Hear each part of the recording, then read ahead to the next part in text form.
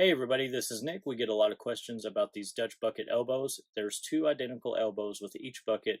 There's no gluing required. You simply stick this tapered end inside this bell end, just like that, and it's watertight. This tapered end then goes inside of that hole, and then the bell side with the two notches to allow water to siphon in and out sits along that brace. Each Dutch bucket already has a 1/2 inch protrusion. This little notch sits on a 1.5 inch piece of PVC drain line. So to put that in, you simply take the tapered end, put it inside the hole, put the bell end against that brace, and you have a solid drain pipe that's sitting like this. As this reservoir fills up with water, it starts to siphon in and out, goes down the drain line. Don't ask me to explain that. I'm no astrophysicist.